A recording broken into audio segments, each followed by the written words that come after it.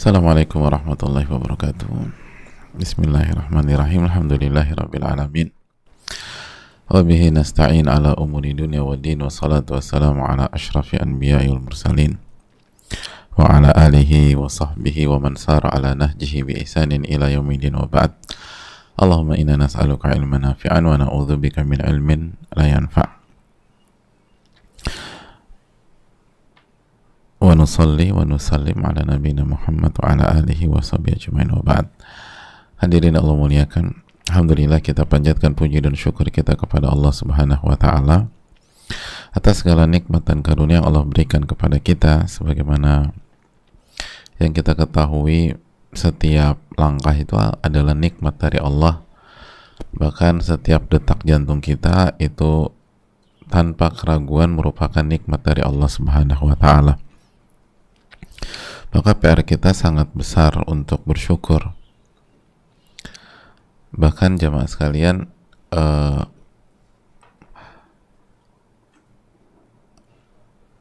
PR bersyukur itu harusnya lebih merasuk ke dalam hati kita dibanding PR mencari rizki yang berikutnya. Karena kita harus mikir yang ada itu udah kita syukuri atau belum. Seringkali manusia itu sibuk mengejar yang belum ia dapatkan, sehingga lupa mensyukuri apa yang telah ia dapatkan. Padahal yang dia telah dapatkan saja itu, kalau dia tidak syukuri, akan membuat dia repot di hari kiamat kelak. Oleh karena itu, syukurilah yang ada, nanti Allah akan tambah. La in syakartum la azidannakum, jika kalian bersyukur aku akan tambah, dalam surat Ibrahim ayat 7. Wala in kafartum inna azabi lasyadid, dan kalau kalian kufur nikmat, azabku sangat pedih. Oleh karena itu, marilah kita syukuri segala nikmat yang Allah berikan kepada kita. Dan selanjutnya, mintalah ilmu yang bermanfaat. Karena inti dari ilmu itu yang bermanfaat. Al-ilmu ma nafa' wa laysa ma hufidh.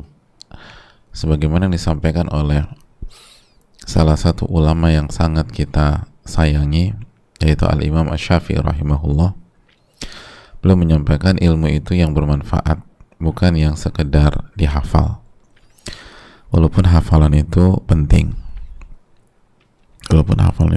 Hadirin. Oleh karena itu, marilah kita minta kepada Allah, Allahumma inna nas'aluka ilman nafi'an wa na'udzubika min ilmin la yanfa'.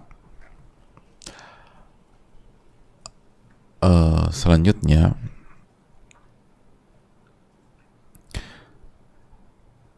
ketika kita mendapatkan ilmu, dan agar ilmu itu bermanfaat, hendaknya kita berusaha mengamalkan ilmu tersebut.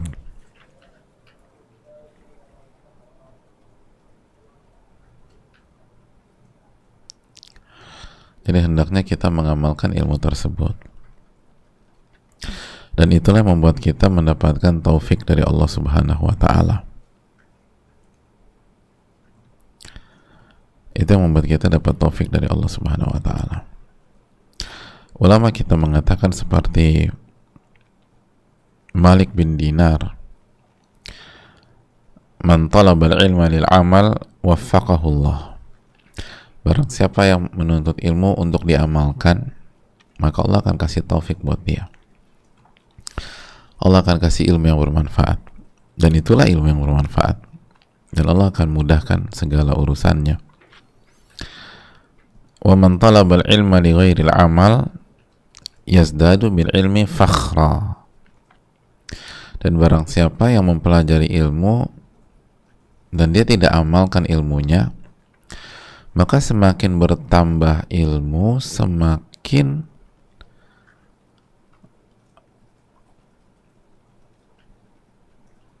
besar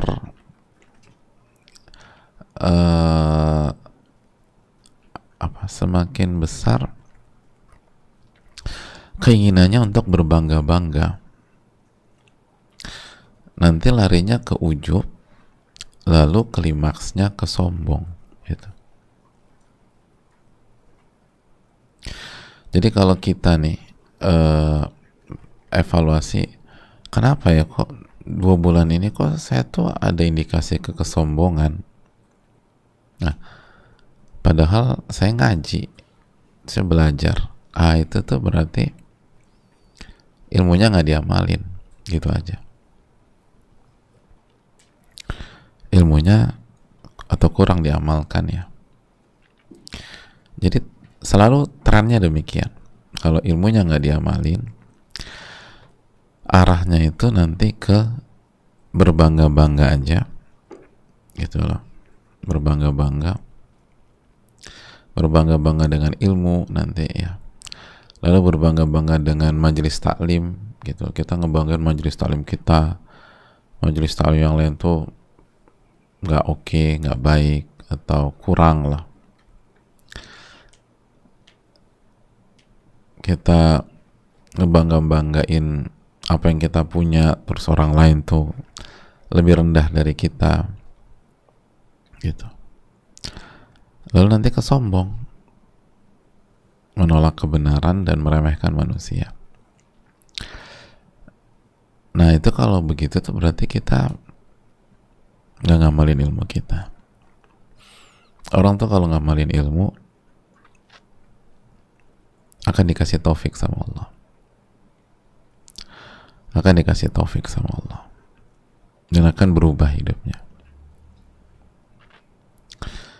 Jadi ini yang perlu kita tanamkan.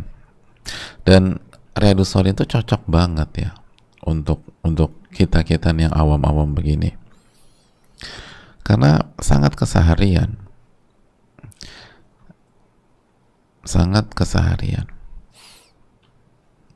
dan banyak hadits bahkan sudah kita amalkan atau menjadi aktivitas kita.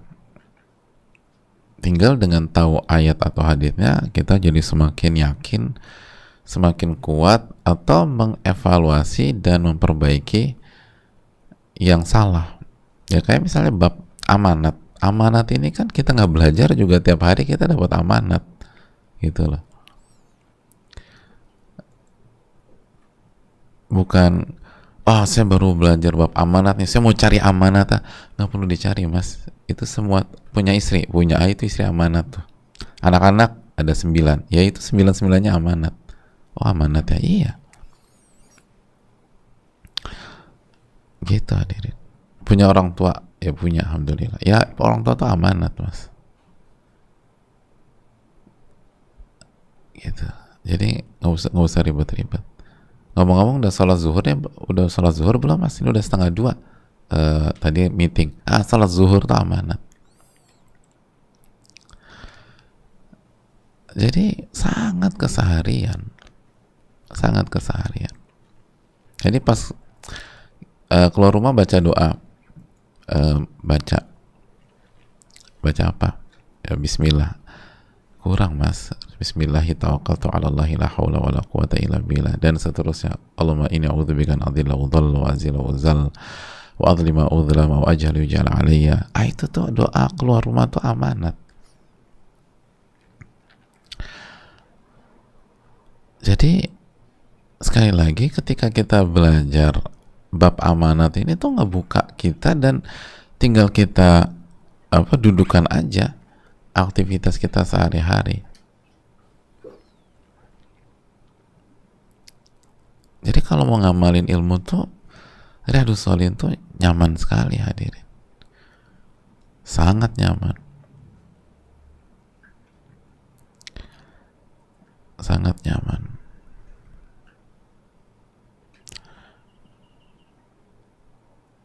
gitu loh jemaah. Langsung bisa diamalin, langsung bisa diamalkan, nggak usah ribet-ribet.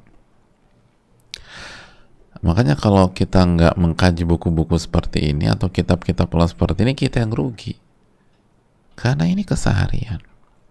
Keseharian.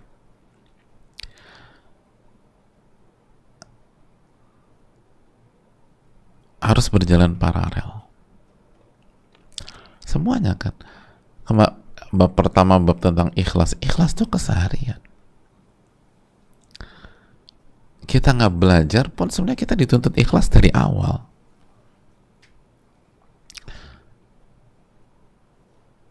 Karena setiap hari kita sholat, setiap hari kita berzikir, setiap hari kita berinteraksi dengan orang, bahkan ada yang setiap hari ngebantu orang. Nah, itu ikhlas apa enggak?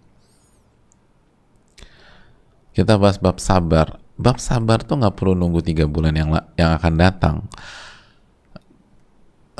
Aku tuh menanti-nanti kesabaran di dalam hidupku. Kayaknya mau datang 2 bulan lagi. Mas nggak usah nunggu 2 bulan lagi. Hari ini aja nih kita nih udah dituntut untuk sabar. Kemarin juga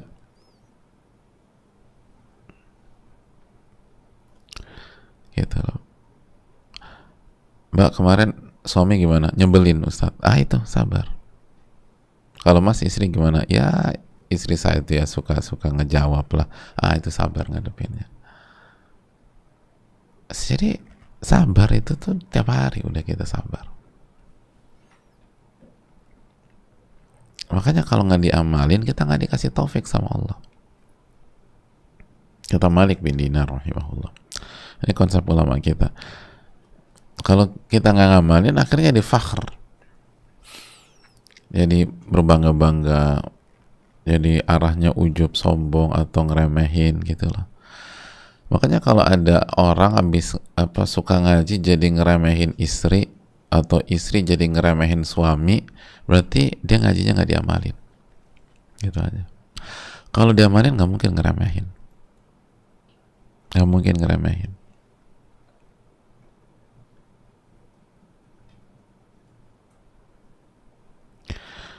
Dalam keterangan ulama yang lain, dalam keterangan yang lain masih disampaikan Malik bin Dinar, itu kalau ilmu diamalkan kasarahu ilmuhu, ilmunya itu akan memecahkan, mematahkan kesombongannya, arogansinya, keegoisannya. Itu ilmu itu kalau diamalkan itu akan mematahkan, memecahkan kesombongan kita, arogansi kita, keegoisan kita.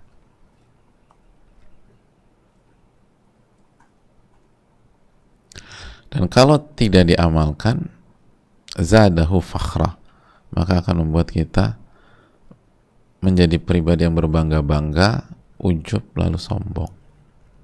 Itu.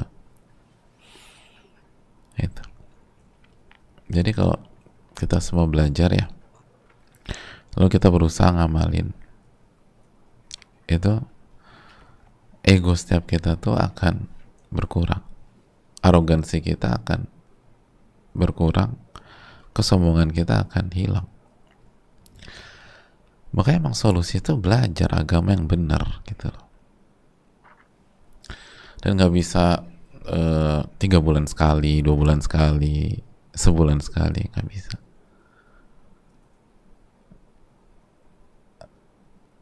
Itu harus rutin, terus berusaha diamalkan.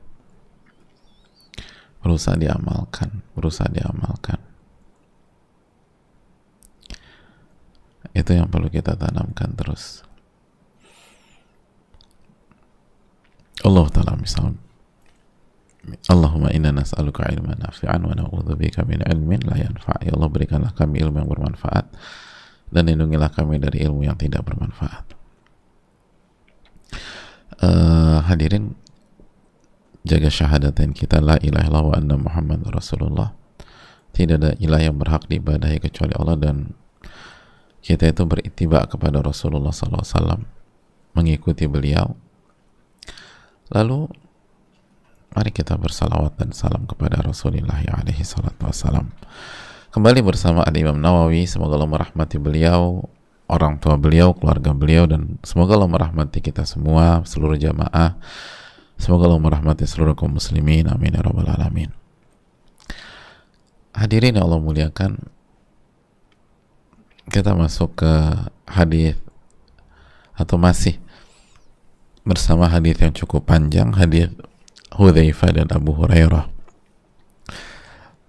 Hadis yang sangat penting dalam kehidupan kita. Makanya kita nggak usah buru-buru,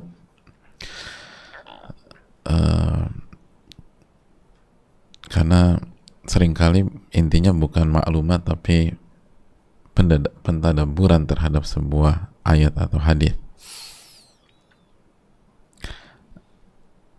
Jamaah yang Allah muliakan,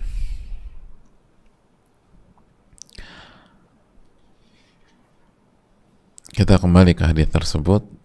Wa an Hudzaifah wa Abi Hurairah radhiyallahu taala anhuma. Dari Hudzaifah bin al-Yaman dan Abi Hurairah, semoga Allah meridhai mereka berdua. Qala, mereka radhiyallahu taala anhuma menyampaikan, qala Rasulullah sallallahu alaihi wasallam, wa Rasulullah sallallahu alaihi wasallam bersabda, yajma'ullahu tabaraka wa ta'ala an-nas, Allah mengumpulkan seluruh manusia, fayaqumul mu'minun hatta tuzlafa lahumul jannah, maka orang-orang beriman itu berdiri hingga surga didekatkan kepada mereka. Surga didekatkan kepada mereka. Hadirin Allah muliakan, ada keterangan yang menarik dari ulama kita.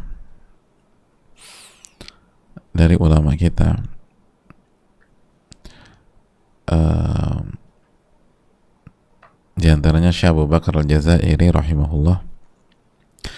Kata beliau itu, kenapa sih kita dikumpulkan lagi oleh Allah setelah kita wafat?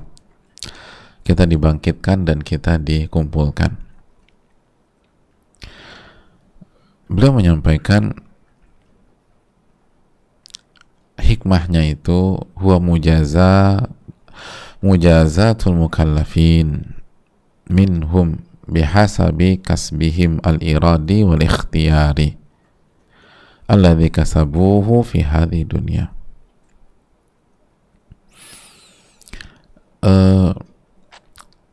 Tujuannya tentu saja membalas, itu ingat, membalas,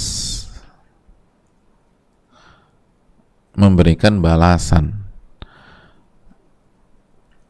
bagi orang-orang yang diberikan tanggung jawab dan beban syariat sesuai dengan apa yang mereka lakukan, al-iradil ikhtiyari,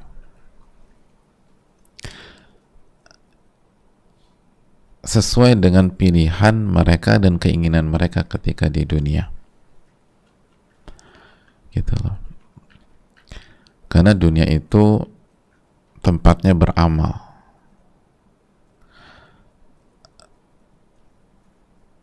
dunia itu tempatnya opsi, hadirin, opsi, gitu. Makanya bihasabi kasbihimul iradil ikhtiyari, sesuai dengan apa yang mereka lakukan berangkat dari keinginan dan pilihan mereka, berangkat dari niat dan opsi yang mereka pilih, gitu, ketika di dunia. Karena dunia itu tempatnya beramal, tempatnya opsi. Wal akhirat daru jaza, adapun akhirat itu tempatnya pembalasan. Nah, itu hadirin. Nah, kan kita sering bilang, aku nih nggak punya pilihan lain. Oh, pada dasarnya dunia itu adalah tempatnya opsi. Ada pilihan sebenarnya. Ada pilihan. Aku ini terpaksa. Jangan cepat-cepat bilang terpaksa. Karena pada dasarnya dunia itu pilihan. Dunia itu pilihan.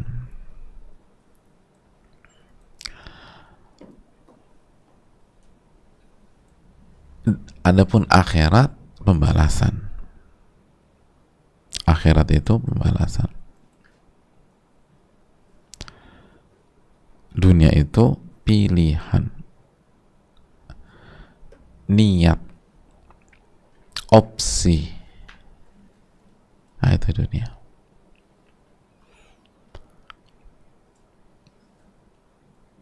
Nah, baru nanti pilihan Anda kemarin waktu dunia apa? Ini dibalas.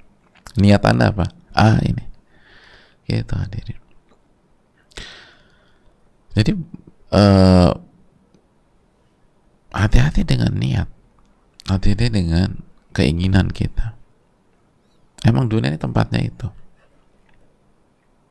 Dunia tempatnya itu. Lalu beliau rahimahullah membawakan surat Ali Imran ayat 185, kullu nafsin dha'iqatul maut, setiap jiwa itu pasti akan menghadapi kematian. Wa innama tuwaffawna ujurakum yaumal qiyamah, dan balasan kalian itu akan diberikan secara sempurna pada hari kiamat. Faman zuhziha 'anil nar wa udkhilal jannata faqad faz wa mal hayatud dunya illa mata'ul ghurur. Dan barang siapa yang dijauhkan dari neraka dan dimasukkan ke dalam surga, maka dialah yang berhasil. Fauz, juaranya tuh dia, yang beruntungnya tuh dia. Faz, sukses kalau bahasa sekarang. Banyak orang tuh punya definisi sukses. Menurut lo sukses apa sih? Menurut kamu tuh sukses apa? Adapun menurutku ya, kalau menurut gue sukses itu titik bla bla bla bla bla. Nah ini cek. Sebenarnya yang punya alam semesta ini mendefinisikan sukses itu apa, hadirin?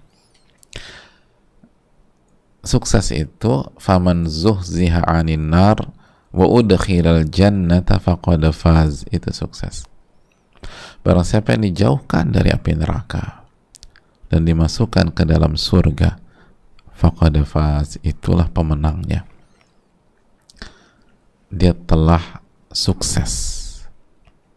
Dia telah berhasil. Wa mal hayatud dunya illa mata'ul ghurur. Dan tidaklah kehidupan dunia kecuali perhiasan yang menipu. Kehidupan dunia itu kesenangan yang menipu, yang membuat kita terlena.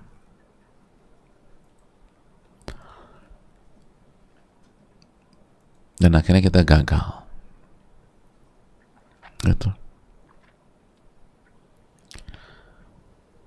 Gitu hadirin. Makanya manusia itu kan hidup di dunia itu beda-beda.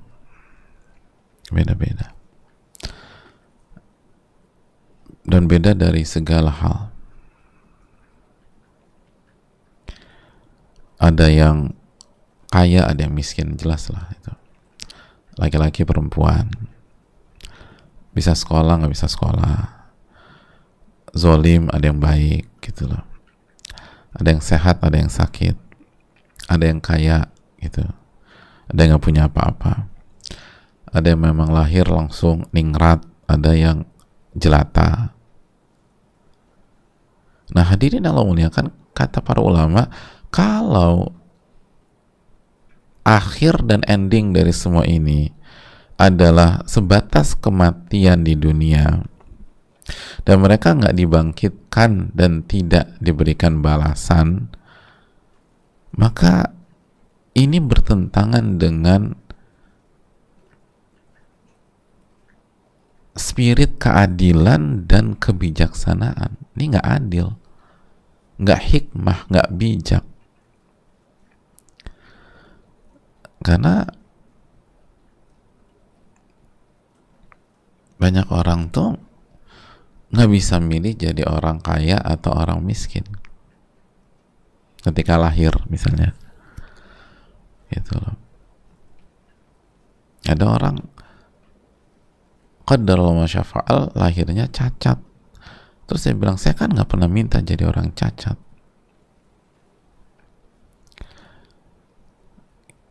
Jadi kalau endingnya cuma meninggal ya nggak fair dong, gitu loh. Ada orang lahir dari keluarga susah banget dan sampai meninggal nggak kaya-kaya juga, perlu jungkir balik gitu. Ada orang, ya Allah, begitu lahir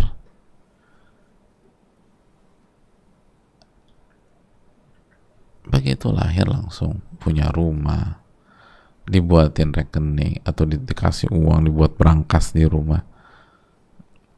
Ini nggak fair. Makanya endingnya itu bukan kematian,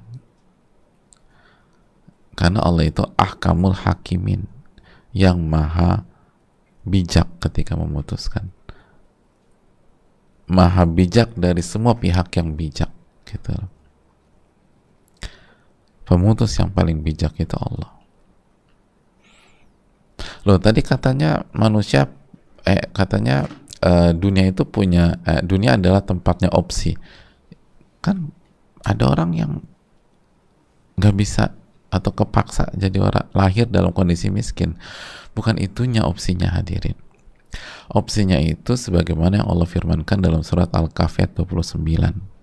Faman syaa falyu'min wa man syaa falyakfur, itu poinnya. Barang siapa yang memilih beriman, silahkan beriman. Barang siapa yang memilih kufur, silahkan kufur, kata Allah.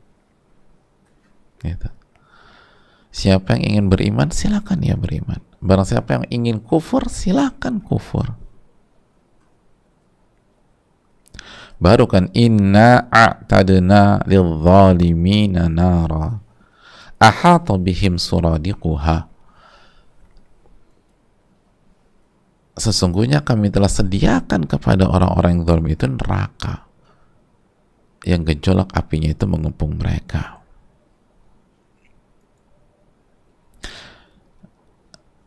Wa iyastagithu yughathu bima'in kalmuhli yashwil wujuh bisa syarab wa sa'at murtafaqa. Dan ketika mereka meminta tolong untuk diberikan minum, yastagi itu minta ngemis untuk dikasih minum, haus banget mereka itu, hadirin. Mereka dikasih minum dengan air yang seperti besi yang mendidih, yang menghanguskan muka mereka. Itulah minuman yang paling buruk dan tempat istirahat yang paling jelek. Pengen sih kita lagi haus banget dikasih teh panas 100 derajat gitu, mendidih banget, tuh gimana caranya?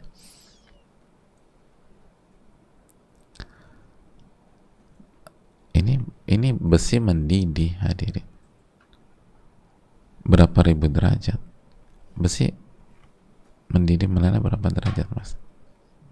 Coba dicek.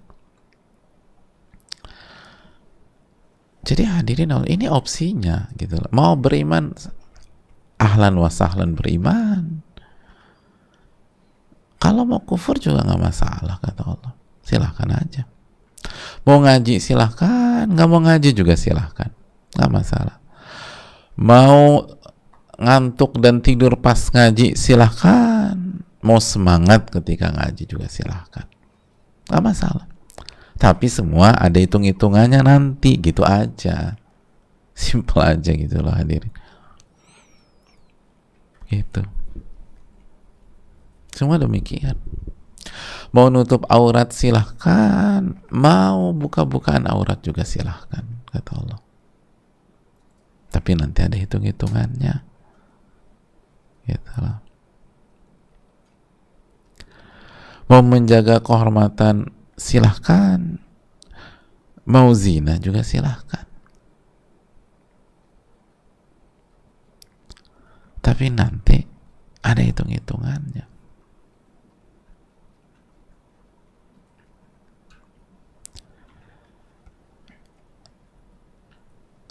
Gitu hadirin.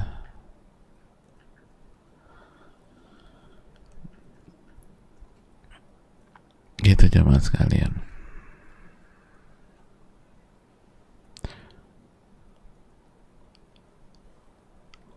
Jadi semuanya simpel. Makanya kan kembali lagi kayak itu, faman syaa falyu'min. Barang siapa mau beriman, silakan beriman, silakan. Wa man syaa falyakfur. Kalau mau kufur, ya silakan juga. La ikraha fiddin, kok nggak ada paksaan. Tapi kami persiapkan neraka untuk orang-orang yang zalim, yang gejolaknya mengepung mereka. Dan jika mereka meminta air, meminta minum dengan penuh kemalasan, dengan penuh rasa ngemis, istighotsah hadirin, benar-benar urgent itu. Pernah nggak sih kita di outdoor dengan panas 50 derajat misalnya, yang haji di musim panas, atau yang mungkin pernah dinas di Afrika, di gurun panasnya minta ampun, terus kita butuh air gitu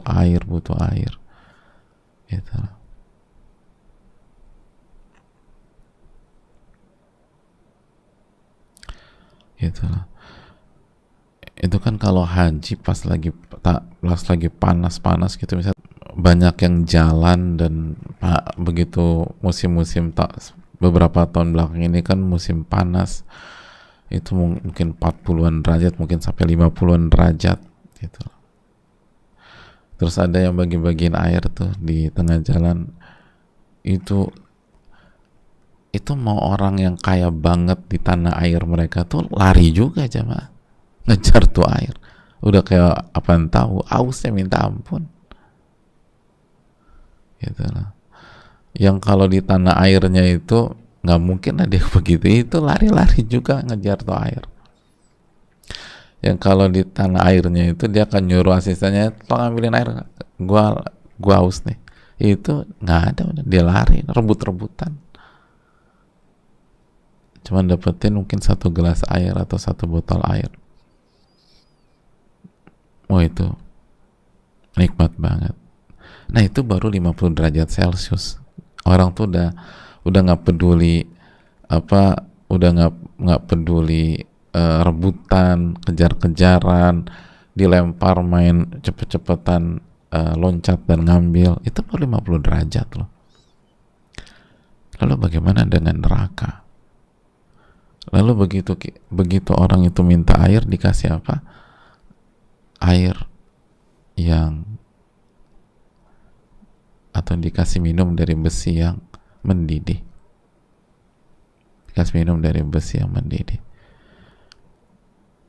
Dan sekilas info, besi murni itu, Fe itu, titik lelehnya itu di 1535 Celcius. 1535 Celcius. Kalau baja 1300-an. 1500 Celcius. Besi murni. Itu besi dunia ya. Kita nggak tahu besi akhirat seperti apa. Besi dunia itu 1500 Celcius kurang lebih. Itu dikasih tuh. Minum.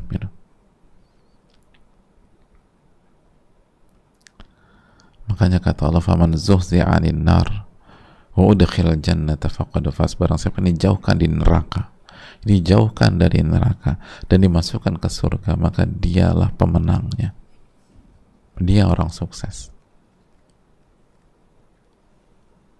Itu alasan mengapa orang paling makmur di dunia ketika dicelupkan sekali celupan ke neraka, lalu ditanyakan, pernah nggak merasakan kenikmatan dulu? Nggak pernah.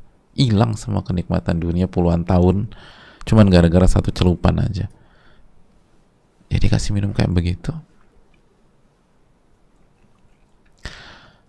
Makanya kembali lagi hadirin, untuk kita semua, untuk yang bicara dan semua kita mendengarkan, coba kembali lagi ke surat Ali Imran 185. Di akhir ayat tersebut Allah berfirman, wa mal hayatud dunya illa mata'ul gurur. dan tidaklah kehidupan dunia kecuali kesenangan yang memperdaya, kesenangan yang menipu. Dan hendaknya ketika kita bersikap, kita bertindak, kita berbicara, selalu ingat bahwa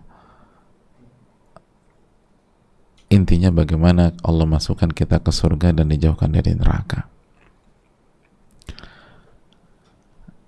Jangan gara-gara ngejar dunia atau gengsi dunia, status di dunia, kita melupakan kehidupan yang sejati di akhirat kelak.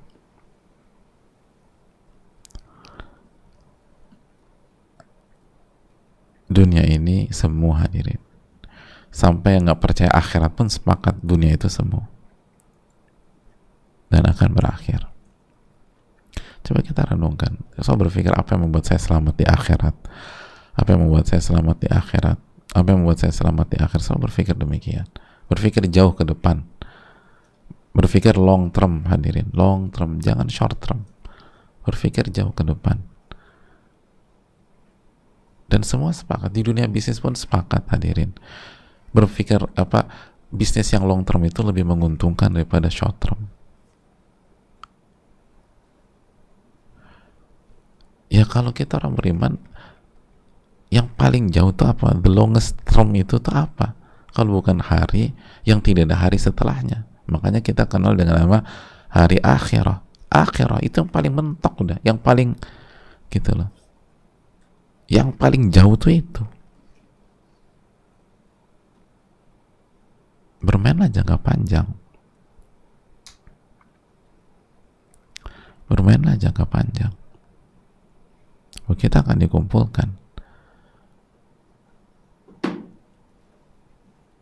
Itu hal yang perlu kita camkan. Semuanya. Kita harus mikir jangka panjang semuanya. Mulai dari jaga tauhid kita, jaga akidah kita. Jangan kita gadaikan. Lalu kita jaga sholat kita. Jaga zikir kita. Lalu berpikir jangka panjang. Lalu jaga uang kita, berpikir jangka panjang. Dari mana kita dapatkan, bagaimana kita gunakan. Selalu berpikir jangka panjang, hadirin. Pernikahan kita, ketika kita single cari suami atau cari istri, berpikir jangka panjang. Jangan cuma menang status segala macam dunia terus selesai semuanya. Berpikir jangka panjang, apa yang buat saya selamat nih? Ketika kita punya anak nih, gimana anak saya nih? Jangka panjangnya gimana di akhirat? Semua harus berpikir demikian.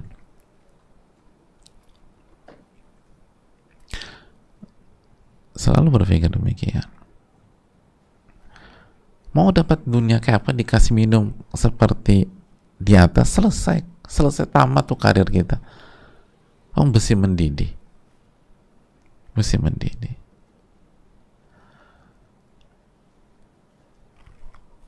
Jadi Allah, Masya Allah, Allah tuh faman sya'afal yu'min wa man sya'afal, yang mau beriman silahkan, yang mau kufur silahkan.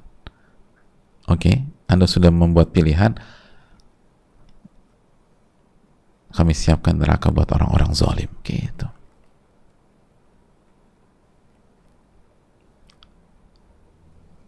Lalu mereka akan minta tolong untuk dikasih minum dan kita sediakan besi yang mendidih.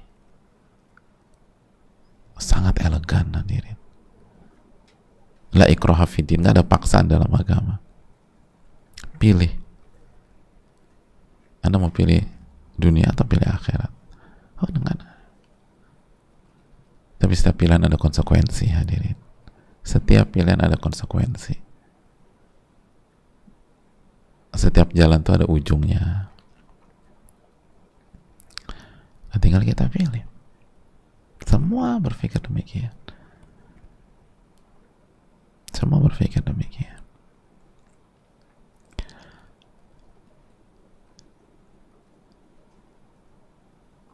Allah Ta'ala alam bisawab. Ada beberapa orang ketika ditanya sakit parah di dunia,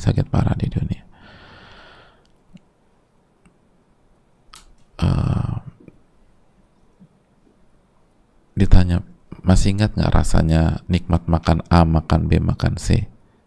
Dia bilang udah lupa, karena saking sakitnya penyakit tersebut. Dia lupa, padahal dulu sebelumnya makannya enak, makan ini, makan itu. Lupa nih, sakit, saking parahnya sakit ini. Itu sakit di dunia bisa membuat kita lupa kenikmatan sebelumnya. Itu baru sakit di dunia. Lalu bagaimana sakit di akhirat? Bagaimana sakit di neraka? Lupa. Semua yang kita perjuangkan demi ini, demi kenikmatan A, kenikmatan B, gak ada nikmatnya. Itu kalau dapat kenikmatan, seringkali nggak dapat kenikmatan kita, nggak dapat kenikmatan juga. Kan gitu hadirin ya. Jadi itu kalau dia merasakan kenikmatan langsung, tapi banyak orang tuh mengorbankan akhirat untuk dunia yang dia nggak nikmatin juga sebenarnya. Gak nikmatin. Itu aneh bin ajaib tuh. Tapi bisa, kita akan jatuh ke sana kalau kita nggak ditolong sama Allah. Orang yang nggak ngedapetin duit dengan cara yang haram, lalu dia punya 500 miliar, emang dia nikmatin itu 500 miliar? Nikmatin? Enggak. Orang yang punya 40 rumah misalnya, emang dia nikmatin tuh 40-40-nya? Paling tinggal cuma satu doang. Terus dikasih 9 lagi gimana tuh? Itu kalau halal, kalau haram.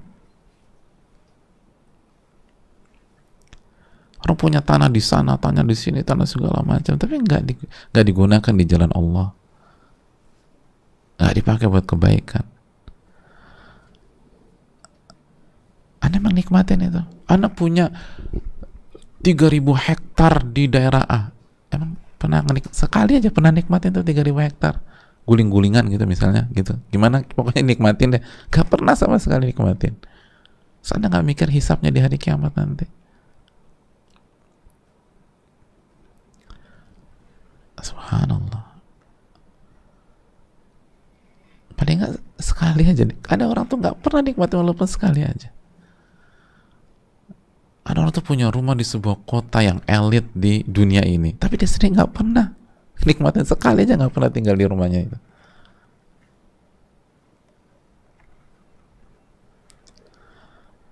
Itu kalau halal. Kalau diambil dari hal yang haram,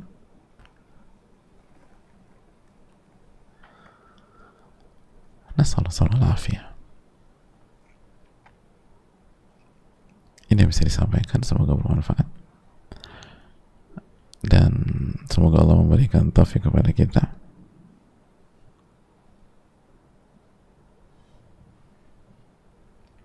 Dan semoga Allah Subhanahu wa taala memberikan ilmu yang bermanfaat. Dan kita buka sedikit waktu untuk sesi tanya jawab. Wassalamualaikum warahmatullahi wabarakatuh.